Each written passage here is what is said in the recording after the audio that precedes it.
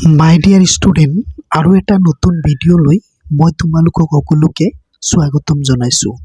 ছাত্ৰ ছাত্ৰীসকল, এই ভিডিঅ'টোৰ জৰিয়তে আমি শিকিবলৈ গৈ আছোঁ অপজিট ৱৰ্ড। অপজিট ৱৰ্ডক আৰু এটা নামেৰে জনা যায়, সেইটো হ'ল এণ্টনিম ৱৰ্ড। অপজিট ৱৰ্ড বা এণ্টনিম ৱৰ্ড দুইটা একেই। তো প্ৰায়েই এই শব্দটো ইংলিছত আহি থকা দেখা যায়।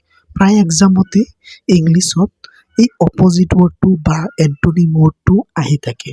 তো এই ভিডিঅ'টোৰ জৰিয়তে আমি আজি জানিম কেইটামান শব্দৰ অপজিট বা এণ্টনিম কি হয়।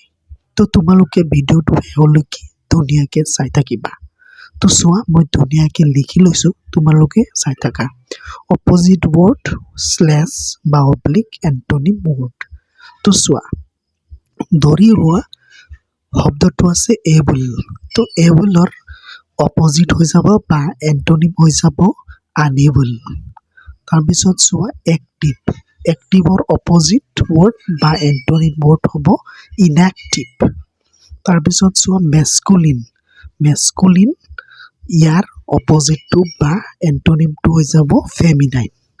তো এবল মানে সামৰ্থ্য, আনএবল মানে অসামৰ্থ্য, এক্টিভ মানে সক্ৰিয়, ইনএক্টিভ মানে নিষ্ক্ৰিয়, মানে এক্টিভ নহয়। মেস্কুলিন মানে পুল্লিংগ, ফেমিনাইন মানে হ'ল স্ত্ৰী লিংগ।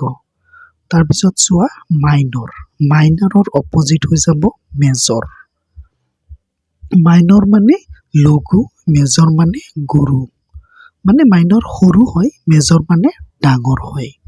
তাৰপিছত মেনৰ অপজিট বা এণ্টনিম হ'ব ওমেন। তাৰপিছত চোৱা এনচিয়েণ্ট। এনচিয়েণ্ট মানে আগৰ, মডাৰ্ণ মানে বৰ্তমান। তো এনচিয়েণ্টৰ অপজিট বা এণ্টনিম হ'ব মডাৰ্ণ। তাৰপিছত চোৱা ব্ৰেভ। ব্ৰেভৰ অপজিট বা এণ্টনিম হ'ব কাৱাৰ্ড। ব্ৰেভ মানে সাহসী হয়, আৰু কাৱাৰ্ড মানে কাপুৰুষ, মানে সাহসী নহয়। বিউটিফুল। বিউটিফুলৰ অপজিট বা এণ্টনিম হ'ব আগলি।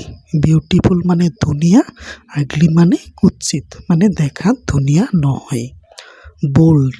বোল্ডৰ অপজিট বা এণ্টনিম হ'ব টিমিড। বোল্ড মানে সাহসী, আৰু টিমিড মানে ভীতু, ভয়াতুৰ। কামৰ অপজিট বা এণ্টনিম হ'ব গো। কাম মানে অহা, গো মানে যোৱা। তাৰপিছত চোৱা কোল্ড।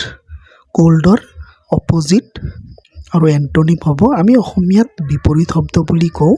তো কোল্ডৰ বিপৰীত হ'ব হট।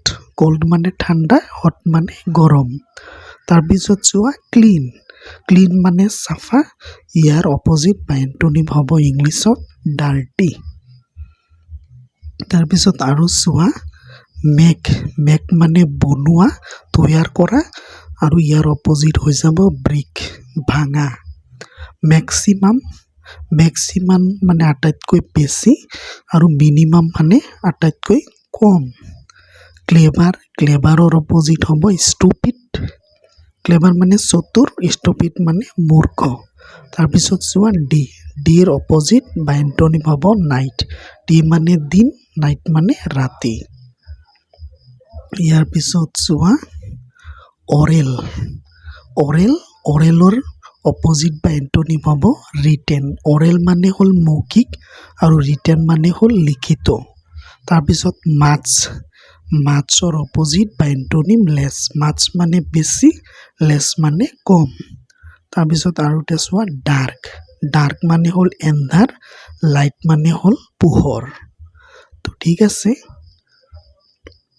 তো তোমালোকে জানিলা যে এণ্টনিম ৱৰ্ডছ কোনবোৰ, অপজিট ৱৰ্ড কোনবোৰ, মানে দুইটা বস্তু একেই।